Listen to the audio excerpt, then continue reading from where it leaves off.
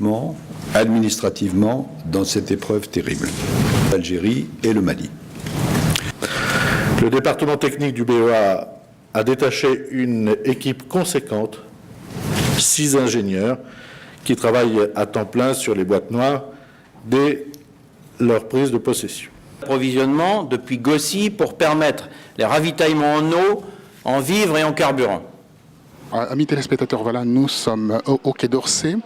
Voilà, donc moi, je participais au point de presse du ministre des Affaires étrangères, M. Laurent Fabius, avec le général qui coordonne les opérations à Gao. Vous savez, il y a eu une catastrophe où il y a eu 51 Français ont péri dans un accident dramatique. Alors, nous avons assisté à ces points de presse. Là, j'ai croisé monsieur Nikita qui est partout, qui est au Quai d'Orsay ici. Je ne sais pas qu'est-ce qu'il est venu faire au Quai d'Orsay, mais il est en train de travailler pour que, bien sûr, monsieur Diom Ndonga, là, qui est accusé injustement, soit libéré de la prison. Alors, monsieur Nikita, d'abord, premièrement, votre impression par rapport à cette catastrophe qui vient de toucher la France et qui touche également l'Afrique?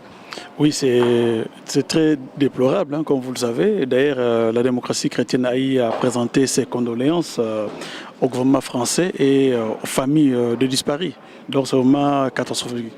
Oui, alors aujourd'hui, il y a un événement important qui va se produire en RDC.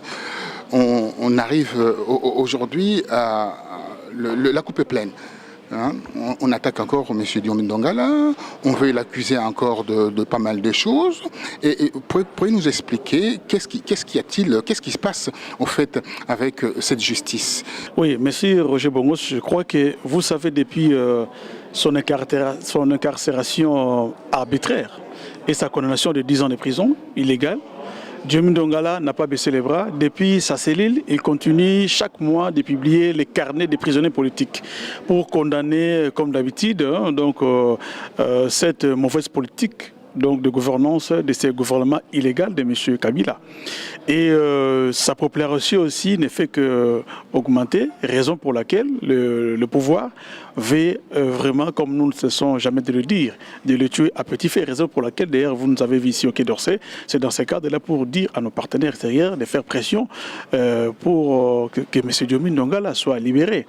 Je crois que vous avez suivi, hein, le mercredi 30 juillet, donc dans 2 jours ici, il y aura au parquet des grandes naissances de la Gombe, disons, comme toujours, le défi là qui sont utilisés par les pouvoirs contre M. Diom Ndonga, ils demandent l'indemnisation de 20 millions de dollars. Rien que ça. 20 millions de dollars pour le défi. Alors, nous sommes sereins. Nous savons que c'est M. Joseph Kabila qui est derrière ce complot parce qu'il croyait faire taire le prisonnier politique de Ndonga, mais au contraire, il continue de parler, il continue de dénoncer depuis sa cellule par les carnets des prisonniers politiques que vous recevez aussi, vous, de la presse. Oui, alors, on se rend compte aujourd'hui, et par rapport à l'approche des échéances électorales, ces régimes vacillent un tout petit peu et ils fomentent de coups, montent de faux coups d'État où les Congolais sont sacrifiés. Dernière en date, le 22 juillet, le Congolais a été sacrifié. En 2013, 30 décembre, Congolais sacrifié avec l'histoire de Mokongobila. Qu'est-ce qu'on peut en tirer par rapport, qu'est-ce qu'on peut avoir comme lecture par rapport à cette affaire? Ça inquiète beaucoup de monde, ça inquiète aussi les gens de la diaspora. Pourquoi la communauté internationale ne bouge-t-elle pas? Mais quand vous êtes gouverné par un pouvoir qui est habitué au sacrifice, c'est ça le résultat. Vous savez, avant la prise de pouvoir par M. Joseph Kabila, il y a eu les massacres de Tingi-Tingi, Mokobola, Kasika, à l'Équateur, en Bandaka. Vous avez vu, il y a des gens qui étaient enterrés vivants. Oui, tout à fait. Il y a les massacres de Bundudia Congo. Il y a les massacres, comme vous venez de dire, de 2005, il ne faut pas l'oublier, avec les faux fameux coups d'État, toujours montés par l'ANER. Et nous avons aussi à la tête des services de renseignement de notre pays, un charlot, un frimaire, qui parcourt... Le Kalev?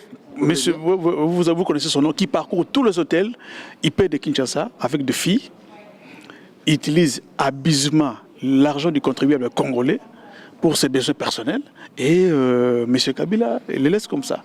Donc nous disons il faut que ces sacrifices-là s'arrêtent.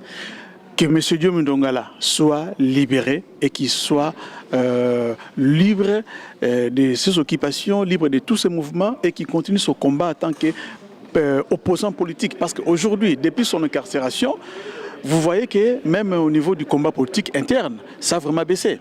Ça a vraiment baissé. Bon, gloire à Dieu, il y a quelques terrains de l'opposition qui essaient un peu de monter au créneau, mais ce n'est pas la même chose. C'est pourquoi nous appelons d'ailleurs l'opinion nationale et internationale de faire bloc autour de ces soi-disant procès-là, parce qu'on n'a jamais vu ça dans notre pays. Un monsieur qui a été... qu'on a accusé faussement de viol, et aujourd'hui, on monte encore ces soi-disant victimes pour demander 20 millions de dollars à quelqu'un qui n'a jamais commis de viol. Et regardez par exemple M. Onosumba qui a été pris en flagrant délit. C'était derrière un problème de règlement de compte. Ce monsieur-là, on lui avait demandé de payer 100 000 francs, donc équivalent de 100 euros. Mais M. Diomi, comme c'est un opposant, il a été condamné illégalement à 10 ans de prison. Et là maintenant, dans le mercredi, il y aura audience pour qu'il indemnise ces soi-disant victimes à 20 millions de dollars. Écoutez, voilà, nous sommes au Quai d'Orsay et nous allons terminer en fait notre entretien rapidement. On aura le temps la semaine prochaine d'être au Sénat, de faire une émission. Là où nous sommes invités d'ailleurs. Oui, là où nous sommes invités, bien entendu. Enfin, moi je suis accrédité au Sénat, il n'y a pas de problème. Mais là vous êtes invité. C'est pour dire que la démocratie chrétienne est invitée officiellement au Sénat. Okay. Très bien. Alors voilà, nous allons organiser une belle émission le 7 août prochain, afin que la situation soit clarifiée et les Congolais sachent qu'est-ce qui se passe réellement autour de la Kabylie, autour de ces pouvoirs dictatoriaux, pouvoirs des criminels qui gèrent le RDC par défi. Merci à vous et à très bientôt. Et nous sommes aujourd'hui le 28 juillet 2014 et au Quai d'Orsay. Merci. Merci beaucoup. Merci.